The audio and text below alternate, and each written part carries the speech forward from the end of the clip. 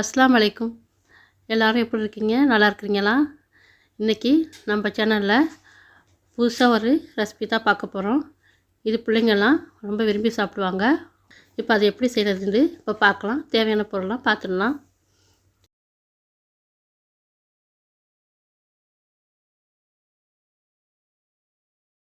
First ஒரு பவுலில் முட்டை சேர்த்துக்கலாம்.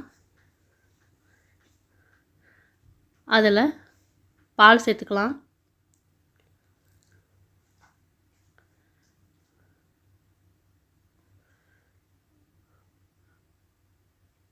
கொஞ்சமாக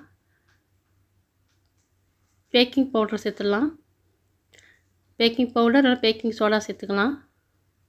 உப்பு சேர்த்துக்கலாம். சேர்த்துட்டு நல்லா கலந்துக்கலாம்.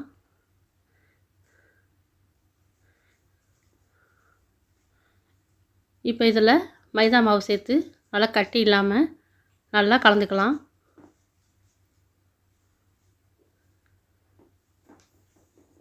பெப்பர் தூள் சேர்த்துக்கலாம்.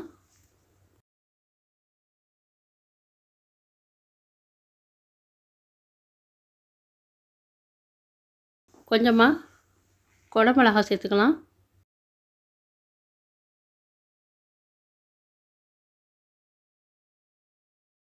இந்த மாவில் சீஸ் சேர்த்துடலாம். அதிகம் வேணால் கூட அதிகம் சேர்த்துக்கலாம், நல்லாயிருக்கும். நான் இதில் ஸ்பூன் கணக்கில் சேர்த்துருக்குறேன். இதனுடைய அளவுலாம் வீடியோ கீழே வரும், செக் பண்ணி பார்த்துக்குங்க. இந்த மாவு நல்லா கலந்துட்டு அப்படியே மூடி போட்டு ஒரு 5 நிமிஷம் ஊற வச்சுக்கலாம். இப்போ அதுக்கு பிறகு ஒரு பேன் வச்சிடலாம். நல்லா இந்த மாதிரி ப்ரெஷ்ஷால் நெய்யோ இல்லை ஆயிலோ நல்லா இந்த மாதிரி தடவி விட்டுக்கலாம். மாவை எடுத்து இந்த மாதிரி ஊற்றிக்கலாம்.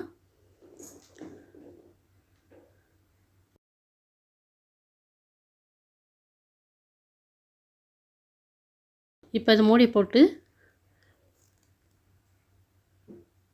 வேகிற வரைக்கும் வெயிட் பண்ணலாம். இப்போ திருப்பி போட்டுக்கலாம்.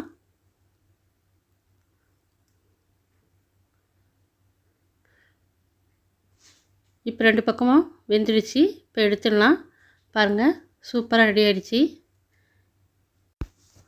அடுத்து இதே மெத்தடில் கொஞ்சம் வித்தியாசமாக இன்னொரு ரெசிபியும் பார்க்கலாம்.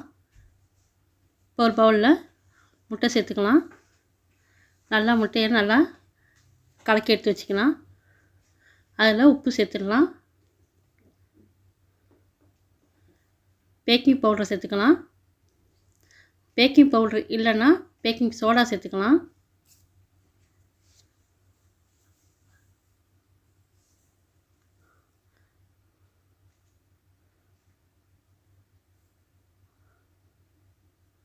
இதில் மிளகுத்தூளும்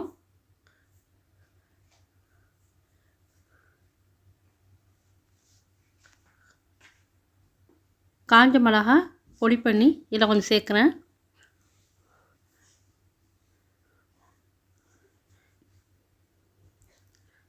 சேர்த்துட்டு நல்லா கலக்கிக்கலாம்.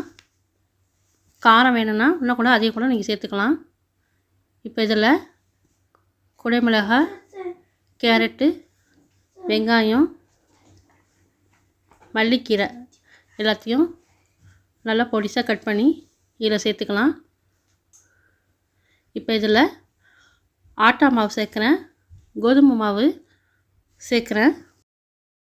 ஃபஸ்ட்டு மெத்தடில் மைதா மாவும் பாலும் சேர்த்து கலந்து செஞ்சோம். இப்போ இதில் கோதுமை மாவும் தண்ணியை சேர்த்து கலந்து ரெடி பண்ணி எடுத்து வச்சுக்கிறேன். ரெண்டுமே நல்லாயிருக்கும். இப்போ இதில் சீஸ் சேர்த்துடலாம். இதில் நான் கொஞ்சமாக தான் சேர்க்குறேன், அதிகம் வேணால் கூட அதிகம் சேர்த்துக்கலாம். பிள்ளைங்கள்லாம் சாப்பிட்றாங்கன்னா அதிகம் கூட செஞ்சு கொடுக்கலாம், விரும்பி சாப்பிடுவாங்க. இப்போ எல்லாம் ரெடி பண்ணி மூடி வச்சுக்கலாம்.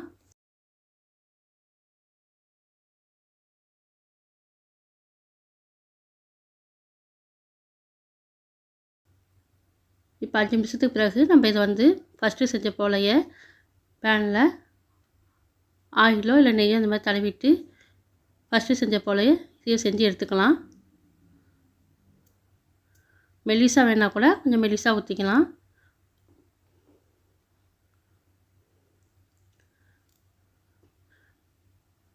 இப்போ இதையும் மூடி போட்டு வேக வச்சுக்கலாம். மேலே லேசாக வெந்த பிறகு திருப்பி போட்டுக்கலாம்.